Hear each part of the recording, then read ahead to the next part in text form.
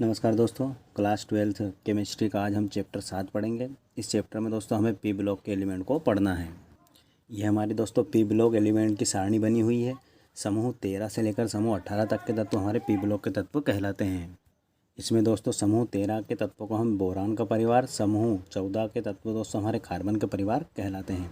समूह 15 को दोस्तों नाइट्रोजन का परिवार या फिर दोस्तों निकोजन भी कहा जाता है। इसी तरह समूह 16 को ऑक्सीजन का परिवार या फिर केल्कोजन कहा जाता है। समूह 17 को दोस्तों हेलोजन कहा जाता है एवं समूह 18 को दोस्तों अक्रिय या नोबल गैस या शून्य गैस के नाम से जाना जाता है।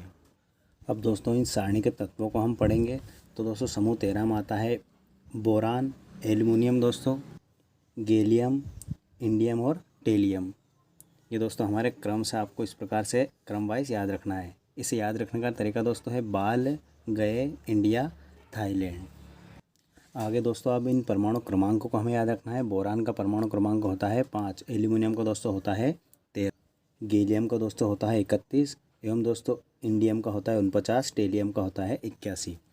इन्हें दोस्तों याद रखने के लिए कोड होता है। जैसे ही कोड यहाँ पर लिखा है 2, 8, 8, 18, 18, 32 दोस्तों, ये कोड हमने यहाँ पर लिख दिया है 2, 8, 8, 18, 18, 32। सबसे पहले दोस्तों इस कोड को आपको याद कर लेना है। जैसे कि दोस्तों बोरान का परमाणु क्रमांक 5 होता है, तो इस रेखा के दोस्तों नीचे वाले अंक को हमें जोड़ देना है। तो 5 में दोस्तों हम 8 को जोड़ेंगे तो 8 और 5 हो जाएंगे 13, तो हमारा एल्युमिनियम का परमाणु क्रमांक हो जाएगा 13। इसी तरह दोस्तों 13 में अब हम पुनः 18 को जोड़ेंगे। चूँकि दोस्तों हमें सामने जो दिखाई दे रहे अंक उसे नहीं जोड़ना है, नीचे वाले अंक को जोड़ना है। 13 में दोस्तों हम अब 18 जोड़ेंगे तो हमारा हो जाएगा गैलियम का 31 दोस्तों। इसी तरह 31 में पुनः 18 जोड़ेंगे तो हमारा आंसर हो जाएगा 49 दोस्तों। ये हमारा इंडियम का परमाणु क्रमांक रहेगा। अब दोस्तों 49 में हम जोड़ देंगे 32 को तो हमारा आंसर रहेगा 81। ये हमारा टेलियम का परमाणु क्रमांक है। इस कोड के आधार पर दोस्तों हम इन तत्वों के परमाणु क्रमांकों को याद रख सकते हैं। आगे दोस्तों समूह 14 को पढ़ेंगे। समूह 14 अर्थात दोस्तों कार्बन का परिवार। तो दोस्तों कार्बन, सिलिकॉन, गैलियम, टीन और दोस्तों ये है लेड। क्रम वाइज याद रखने के लिए दोस्तों कहे शिव जी सुनो प्रभु के कोट समी से याद रखते हैं। परमाणु क्रमांक के लिए दोस्तों पुनः यही फॉर्मूला रहेगा हमारा 6 में दोस्तों हम नीचे वाले अंक 8 को जोड़ेंगे, 6 और 8 हो जाएंगे दोस्तों 14। 14 में दोस्तों अब हम 18 जोड़ेंगे तो हमारा आंसर हो जाएगा 32। 32 में दोस्तों पुनः 18 जोड़ेंगे तो आंसर 50। 50 में 32 जोड़ेंगे तो 82। यहाँ पर दोस्तों समूह 13 और 14 को दोस्तों 11th क्लास में हम पढ़ चुके हैं। चूँकि दोस्तों हमें इस चैप्टर में समूह 15 से लेकर 18 तक के तत्वों को पढ़ना है। तो यहाँ पर दोस्तों ध्यान दीजिए समूह 15 को निकोजन भी कहा जाता है। ये ऑब्जेक्टिव में दोस्तों पूछ लिया जाता है।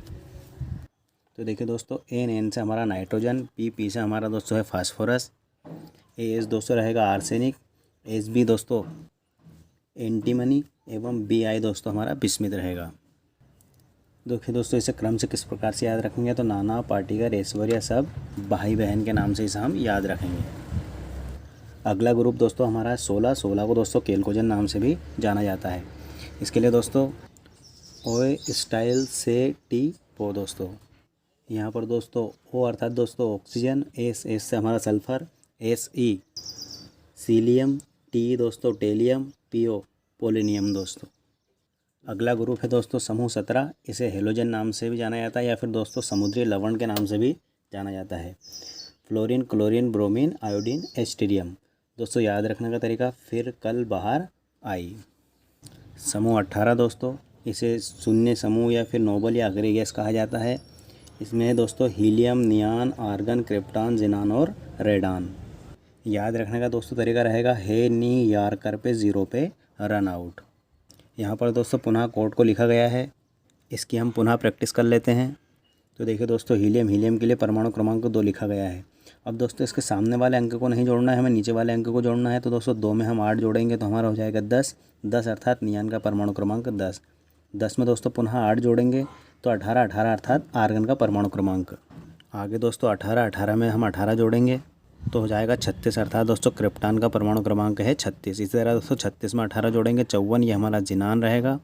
54 में दोस्तों 32 जोड़ेंगे, ये हमारा रेडान बन जाएगा। इसका परमाणु क्रमांक होता है 86। इस तरह से दोस्तों आपको आवर्त सारणी को याद रखना है। अब दोस्तों हम समूह 15 में दोस्तों समूह 15 के तत्वों को पढ़ेंगे। चूँकि दोस्तों इन दोनों वर्ग को हमने 11th क्लास में पढ़ लिया है, अब हम नाइट्रोजन के परिवार को पढ़ेंगे। देखिए दोस्तों, मैंने नाइट्रोजन के परिवार को यहाँ पर लिख दिया है। नाना, पाटिगर, ऐश्वर्या सब भाई बहन, ये इस प्रकार से मैंने यहाँ पर लिख दिया है। अब इनको एक एक करके हम पढ़ेंगे। सबसे पहले दोस्तों हम नाइट्रोजन का परमाणु क्रमांक 7, इसके दोस्तों संयोजी कोष, संयोजकता एवं उत्तेजित अवस्था को पढ़ेंगे। यहाँ पर दोस्तों नाइट्रोजन का हम सेल स्ट्रक्चर देखेंगे। तो देखिए दोस्तों, हमारे परमाणु क्रमांक 7 है, तो पहले वाले सेल में दोस्तों ये हमारा रहेगा 1s 2s 3s। इस प्रकार से दोस्तों ये सेल होते हैं। ये हमारा दोस्तों हो जाएगा 4s। हमने दोस्तों इस प्रकार के स्ट्रक्चर 11th क्लास में पढ़ा है। यहाँ पर दोस्तों हमारा रहेगा 2p 3p 4p। आगे दोस्तों 3d 4d। लास्ट में दोस्तों रहता है 4f। इस प्रकार का स्ट्रक्चर हमने पढ़ा है। अब दोस्तों जो हमारा s ऑर्बिटल होता है, s ऑर्बिटल की क्षमता होती है 2 इलेक्ट्रॉन की। p ऑर्बिटल की दोस्तों हमारी क्षमता होती है 6 इलेक्ट्रॉन की। d की 10 और f की दोस्तों होती है 14 इलेक्ट्रॉन लेने की क्षमता। तो देखते हैं दोस्तों, नाइट्रोजन 7 हमारे पास इलेक्ट्रॉन है, अर्थात दोस्तों जो प्रोटॉन होते हैं वो हमारे परमाणु क्रमांक होते हैं, प्रोटॉन के बराबर ही होते हैं इलेक्ट्रॉन। तो 7 इलेक्ट्रॉन हैं। तो देखते हैं दोस्तों, पहले वाले सेल में हम 2 इलेक्ट्रॉन दे देते हैं, चूँकि s की क्षमता 2 इलेक्ट्रॉन की है। 2 इलेक्ट्रॉन पुनः दोस्तों 2s के s में फिर 2 इलेक्ट्रॉन दे देंगे। आगे दोस्तों अब हमारे पास 2 और 2 4 इलेक्ट्रॉन हमारे खर्च हो चुके हैं। अब दोस्तों p की क्षमता है 6 इलेक्ट्रॉन की। हमारे पास दोस्तों अब 3 इलेक्ट्रॉन शेष रह जाते हैं, तो 2p में हम 3 इलेक्ट्रॉन भर देंगे। आगे दोस्तों संयोजकों से तात्पर्य होता है जो लास्ट वाले सेल में पाए जाने वाले इलेक्ट्रॉन। तो दोस्तों ये हमारा लास्ट वाला सेल है। इसमें दोस्तों हमारे इलेक्ट्रॉन इस प्रकार से हैं, देखिए 2s2 2p3। इनको दोस्तों हम ऑर्बिटल के रूप में भर देते हैं। ये हमारे ऑर्बिटल होते हैं। 2s अर्थात दोस्तों 2 इलेक्ट्रॉन विपरीत दिशा में होते हैं। आगे दोस्तों p में दोस्तों 6 इलेक्ट्रॉन होते हैं। इस कारण हमने 3 ऑर्बिटल बनाए हैं। चूँकि हमारे पास इलेक्ट्रॉनों की संख्या 3 है, तो हमने तीनों ऑर्बिटल में एक एक इलेक्ट्रॉन भर दिए हैं। इसे दोस्तों हम संयोजी कोष में लिख देते हैं। ये देखिए दोस्तों, अब हमने नाइट्रोजन का संयोजी कोष इस प्रकार से दर्शा दिया है। आगे दोस्तों संयोजकता देखते हैं। संयोजकता अर्थात दोस्तों यहाँ कितने इलेक्ट्रॉन का साझा या फिर लेन देन करना चाहता है। तो देखिए दोस्तों, इसके पास 3 ऑर्बिटल खाली हैं। 3 ऑर्बिटल में एक एक इलेक्ट्रॉन लेने की क्षमता है, तो इस प्रकार से इसकी संयोजकता हो जाएगी 3। चूँकि दोस्तों नाइट्रोजन अपना अष्टक पूर्ण करने के लिए 3 इलेक्ट्रॉन लेना चाहता है, तो यहाँ पर दोस्तों हम संयोजकता में लिख देंगे 3। आगे दोस्तों उत्तेजित अवस्था अर्थात दोस्तों जब नाइट्रोजन 3 इलेक्ट्रॉन को ग्रहण नहीं कर पाएगा, तो दोस्तों अब इस स्थिति में यहाँ अपने 3 इलेक्ट्रॉन को दान कर देता है। अर्थात दोस्तों लेने की स्थिति में ऋण और देने की स्थिति में धन का प्रयोग किया जाता है। इस तरह दोस्तों यहाँ उत्तेजित अवस्था में प्लस और माइनस दोनों प्रकार की संयोजकता को प्रदर्शित करता है। आगे दोस्तों फास्फोरस का परमाणु क्रमांक 15। दोस्तों देखते हैं इसके संयोजी कोष में कितने इलेक्ट्रॉन होते हैं। देखिए दोस्तों, हमने पुनः एक सेल बनाया है। चूँकि दोस्तों अब हम फास्फोरस 15 पढ़ रहे हैं, इसका परमाणु क्रमांक पुनः दोस्तों लिखते हैं। एस में दोस्तों एस ऑर्बिटल में 2 इलेक्ट्रॉन, पी में दोस्तों 6, डी में दोस्तों 10 इलेक्ट्रॉन और एफ में होते हैं 14 इलेक्ट्रॉन। दोस्तों पहले वाले सेल में 1s 2s 3s 4s 2p 3p 4p, इस तरह दोस्तों 3d 4d, इस तरह दोस्तों यहाँ पर होता है 4f। 15 इलेक्ट्रॉन दोस्तों हमें भरना है। तो यहाँ पर पहले वाले सेल में 2 इलेक्ट्रॉन, पुनः दोस्तों दूसरे वाले सेल में एस के पास 2 इलेक्ट्रॉन होते हैं, पी के पास दोस्तों 6 इलेक्ट्रॉन। तो कुल इलेक्ट्रॉन हमारे हो जाते हैं 2 और 2 4 और 6 दोस्तों 10 इलेक्ट्रॉन यहाँ तक हो चुके हैं। 10 पुनः दोस्तों एस के पास 2 इलेक्ट्रॉन, ये हमारे हो गए यहाँ तक दोस्तों 12 इलेक्ट्रॉन। अब दोस्तों हमारे पास शेष 3 इलेक्ट्रॉन रहते हैं, तो वो पी वाले कक्षक में 3 इलेक्ट्रॉन चले जाएंगे। इस तरह दोस्तों जो संयोजी कोष होता है, अंतिम सेल में इलेक्ट्रॉनों की संख्या को दोस्तों दर्शाया जाता है। तो अंतिम कोष दोस्तों हमारा 3s 2 3p3 है, एवं दोस्तों 3d भी हमारा अंतिम कोष ही रहेगा। इसे दोस्तों हम लिख देते हैं संयोजी कोष में। यहाँ पर दोस्तों हम लिख देते हैं 3s2 3p3, एवं दोस्तों हमारा 3d जो पूर्ण रूप से खाली है, इसे भी हमने अंतिम कोष के रूप में लिखा है। इसे दोस्तों अब हम ऑर्बिटल के रूप में भर देते हैं। तो एस अर्थात दोस्तों एक ऑर्बिटल, इसमें इलेक्ट्रॉन की अधिकतम संख्या दी हुई है 2, यहाँ पर हम 2 इलेक्ट्रॉन भर देते हैं। ये दोस्तों हमारे इलेक्ट्रॉन की संख्या है। 3p दोस्तों p अर्थात 3 ऑर्बिटल दोस्तों इस प्रकार से रहेंगे। हमारे पास इलेक्ट्रॉन की संख्या है 3, प्रत्येक ऑर्बिटल में दोस्तों इस प्रकार से एक एक इलेक्ट्रॉन भर दिया जाएगा। 3d दोस्तों पूर्ण रूप से खाली रहेगा, चूँकि दोस्तों डी के अंदर इलेक्ट्रॉन आ सकते हैं अधिकतम 10, तो हमारे पास ऑर्बिटल की संख्या होगी 5। ये इस प्रकार से दोस्तों मैंने 3D यहाँ पर बना दिया है। दोस्तों इसकी संयोजकता देखते हैं। चूँकि दोस्तों तो देखिए दोस्तों इन ऑर्बिटल में एक एक इलेक्ट्रॉन की आवश्यकता है, 1 2 3, तो अर्थात दोस्तों की संयोजकता हो जाती है 3। चूँकि दोस्तों तीनों ऑर्बिटल दोस्तों एक ही सेल के होते हैं। देखिए दोस्तों ये 3s 3p और 3d, तो ये जो s होता है दोस्तों ये अपना एक इलेक्ट्रॉन 3d को दान कर देता है। देखिए दोस्तों ये 3s अपना एक इलेक्ट्रॉन 3d को दान कर देगा। तो देखिए दोस्तों यह इलेक्ट्रॉन यहाँ आ जाता है, तो इस प्रकार से यहाँ पर एक इलेक्ट्रॉन रिक्त हो जाता है। तो 1 2 3 4 और एक इलेक्ट्रॉन जो दोस्तों यहाँ पर होता है उसके पास भी एक इलेक्ट्रॉन रिक्त होता है। तो इस प्रकार से दोस्तों हमें कुल 5 इलेक्ट्रॉन की आवश्यकता होती है, इसलिए इसकी संयोजकता 3 व 5 हो सकती है।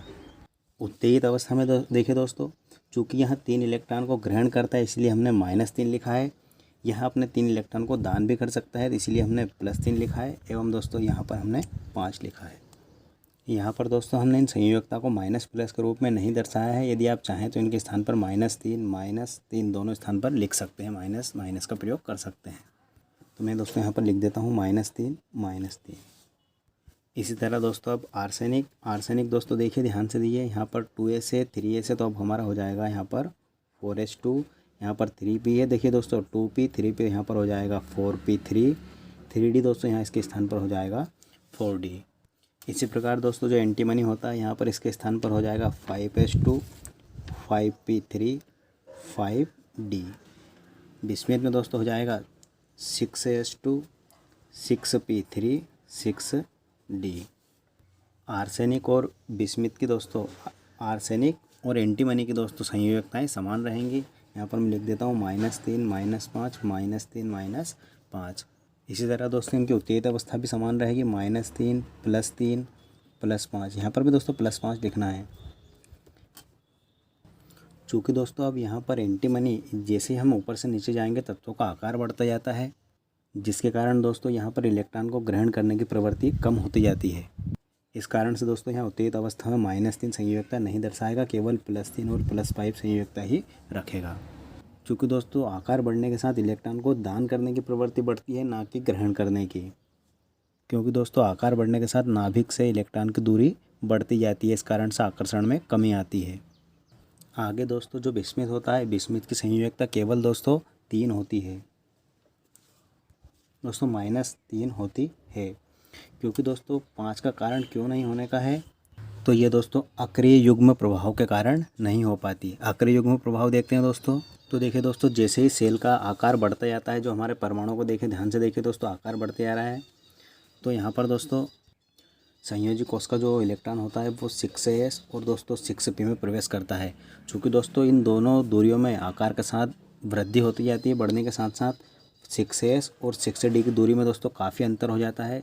तो डी वाला कक्षक दोस्तों s से इलेक्ट्रॉन को ग्रहण नहीं कर पाता, अर्थात दोस्तों 6s अपना इलेक्ट्रॉन 6d को नहीं दे पाता। इसे ही दोस्तों अक्रिय युग्म प्रभाव कहते हैं। परिभाषा के तौर पर हम दोस्तों इसे लिख सकते हैं, किसी सेल में दोस्तों उसके समान ऑर्बिटलों के बीच में दोस्तों इलेक्ट्रॉन का आदान प्रदान ना हो पाना अक्रिय युग्म प्रभाव होता है। इसका कारण दोस्तों रहता है ऊपर से नीचे जाने पर आकार बढ़ता जाता है, जिससे ऊर्जा स्तर S व D में बहुत अंतर हो जाता है। इस कारण दोस्तों S का इलेक्ट्रॉन युग्म नहीं तोड़ता। दोस्तों यहाँ पर जो हमारा 6s होता है, इस प्रकार से ये देखिए दोस्तों मैंने यहाँ पर कुछ आकृति बना दी है। ये हमारा 6s है, ये 6p है और ये दोस्तों 6d है। तो ये वाला इलेक्ट्रॉन होता है 6s वाला दोस्तों, ये 6d वाले इलेक्ट्रॉन को नहीं देता है इलेक्ट्रॉन, ये अपना युग्म प्रभाव नहीं तोड़ता है, अर्थात अपना जोड़ा नहीं तोड़ता है। इस कारण से दोस्तों संयोजकता यहाँ पर 5 नहीं होती है। उत्तेजित अवस्था में दोस्तों -3 व +3 संयोजकता होती है। ये दोस्तों हमारा नाइट्रोजन का परिवार था, इसे हमने समझा, इसकी संयोजकता में उत्तेजित अवस्था को समझा है। अगले वीडियो में दोस्तों इसी के आधार पर हम कुछ क्वेश्चन को हल करेंगे, जैसे NCl होता है किंतु NCl5 क्यों नहीं होता, PCl3 होता है, PCl5 भी होता है, इसका दोस्तों कारण को पढ़ेंगे। वीडियो दोस्तों आपको पसंद आए तो शेयर लाइक सब्सक्राइब कर लीजिए, नोट्स अपने तैयार करते जाइए दोस्तों। आपको दोस्तों सभी चैप्टर के नोट्स प्ले लिस्ट में मिल जाएंगे। धन्यवाद दोस्तों।